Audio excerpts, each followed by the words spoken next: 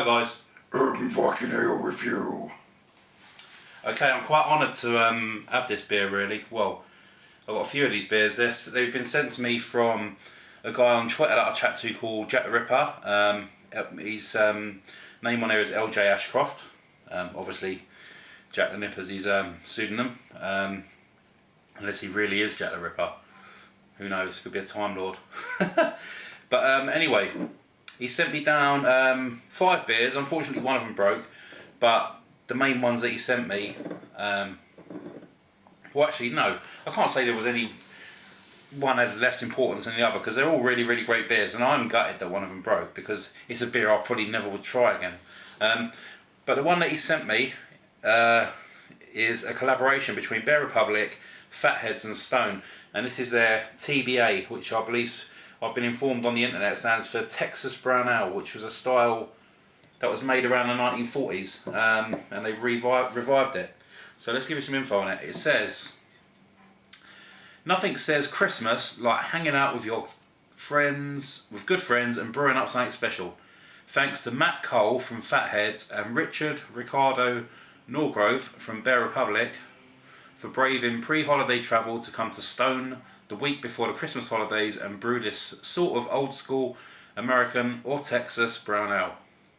The recipe we came up with has a host of specialty malt, molasses, brown sugar, Columbus, Bravo, Brewer's Gold, and for the first time ever at Stone, Cascade hops. We're hoping our brew brings back fond memories of some of the earliest classic craft brews. Enjoy your trip down memory lane. And that's from Mitch Steele, who's the brewmaster at Stone. Comes in at 7.1%, and I'm bloody excited to try it. I'm going to be sending some beers back, obviously, to Mr. LJ Ashcroft. But it's so exciting for me. Wonderful. Really nice cap. Let's get it poured.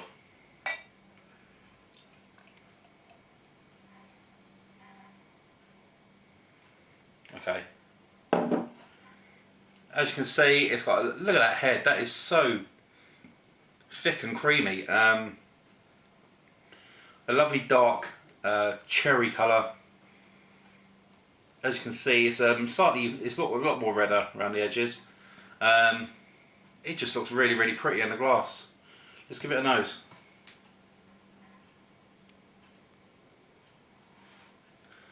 Wow.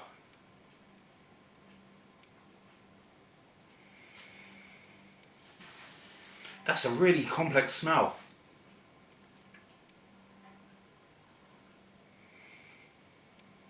I'm almost getting I'm getting grapefruit hops coming through. That's probably the Cascade. The grapefruit smell, sorry, grapefruit hops. But there's like a plum, a sugary plum pie. Like if you was to cook a plum crumble or something like that, you're getting sort of warm mould sweet notes coming through. Also like a pie crust.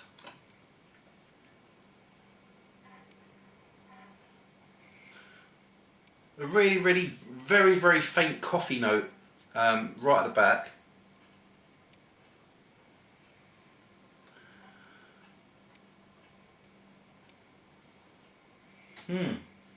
It smells really it's really different. It smells really different.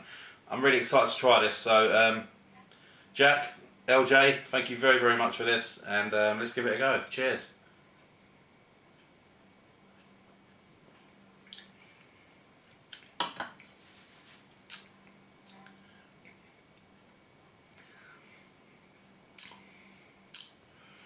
Oh wow, that is so different.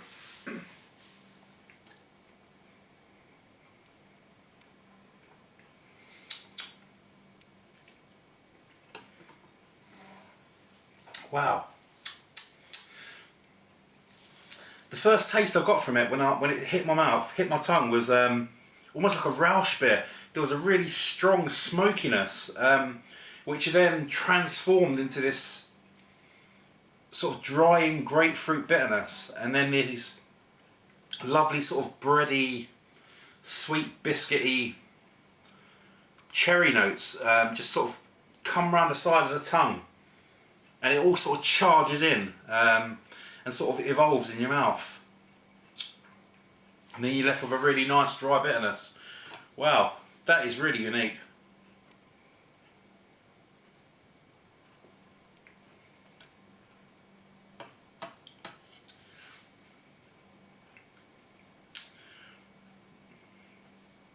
That is, this is blowing my mind a little bit. So this is based on an old recipe from the 1940s. I didn't know they was making beer like this back then. I mean, beer this hoppy or, you know, flavourful. That is sublime. It really is.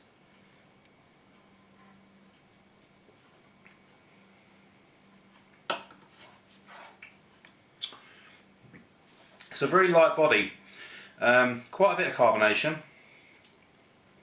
not loads though, sort of like just above medium. But that taste, that smoky taste which I got initially at the beginning, has now faded completely, and all I'm getting now is sort of very nice sort of yellow grapefruit, you know, the very sort of bitter grapefruit notes. So they're sort of charging in, combined with this drying biscuity bitterness, which just hangs around and sticks around the tongue.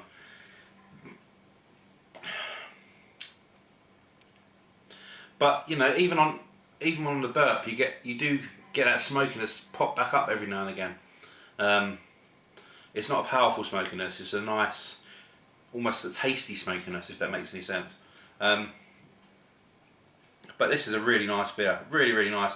There's quite a bit of an alcohol burn on the throat as you taste it. Not very noticeable. For someone like me who's been drinking quite a few different beers, it's very noticeable. Oh, excuse me. But that carbonation just keeps coming back.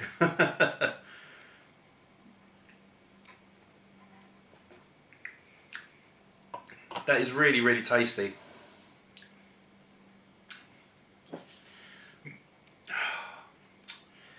It's a shame these beers aren't over here. I mean, I'm really honoured that someone actually sent this all the way from America for me. But I would love to see people over here review this as well, like Terry Kay or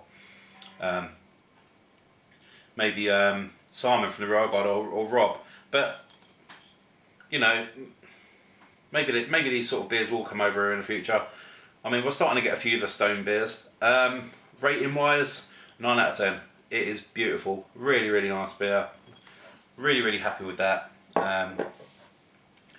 It's an IPA that you can sit and sip, if that makes sense. Usually with an IPA I like chucking them back, but I really want to sort of take my time with this one and just sort of devour every single flavour that's coming out of it.